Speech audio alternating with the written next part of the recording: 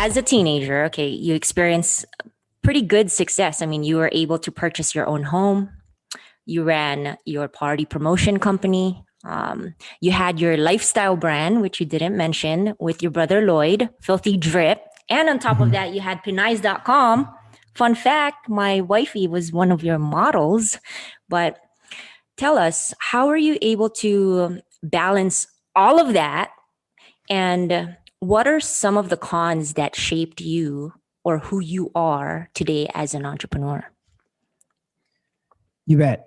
All right. So balancing all that is a difficult task, right? I mean, there's a saying that I've always said back then, a lot of people dream of success while I stay up working hard at it. I would say that all the time, say it to myself. And I actually found out just recently that Napoleon Hill, one of my favorite authors, I just started reading about maybe 3-4 years ago, actually said that, or something similar. It was something similar to that extent. And I was like, it came full circle when I started learning more about Napoleon Hill. And being able to balance all that was also my biggest failure.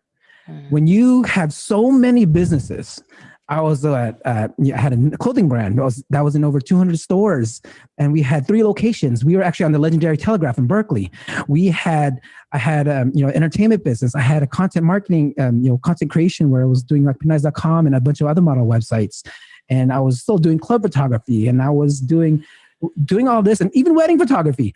I was a hustler. I would hustle because, like you said. When I was 26, I was able to purchase a house here in the Bay Area and was able to just do it without even having a regular 9-to-5 job. Right. And it was all through the hustle. But again, it can get the best of you. It's like, it was like I mentioned, it's like you thin yourself out when you have so many different ventures. Unless, one of the things I've learned from it is that if you can at least find that person you trust and and then have those, I guess, captains or, just people that can help run your businesses that you trust. Your lieutenants. Your lieutenants. But me being me, it's kind of hard, right? Because you have this quality control. Like one of my businesses ventures that failed was having a restaurant. I had a restaurant next to the store on Telegraph. It was like a ramen restaurant.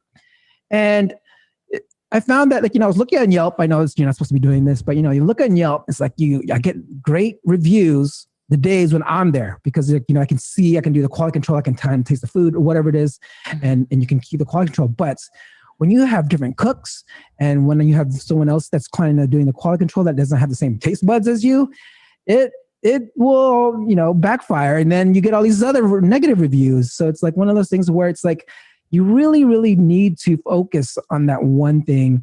And unless, again, I mean, for me, it's a little bit difficult to find someone that can actually do what I want. Maybe it's because I'm picky or whatever it is, but it's pretty tough.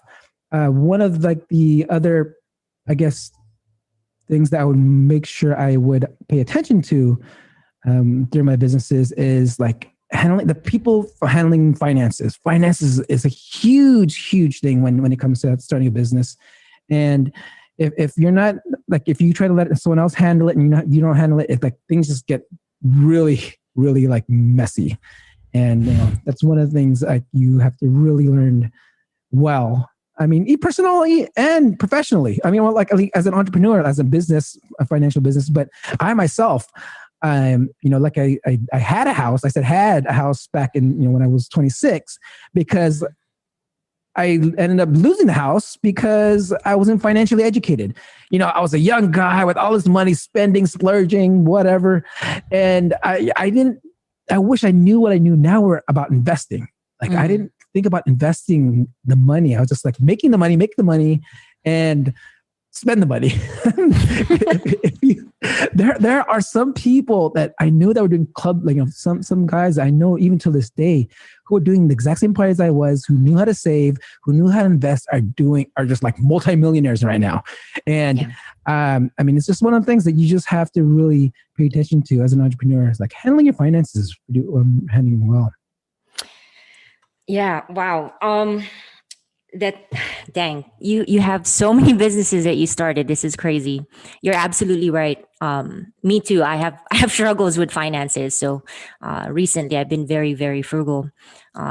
There was a time where I had to live out of a van just to save money so that I could buy this house here in Las Vegas. So shout out to all the Bay Area people. If you guys want to save some money, come out to Vegas.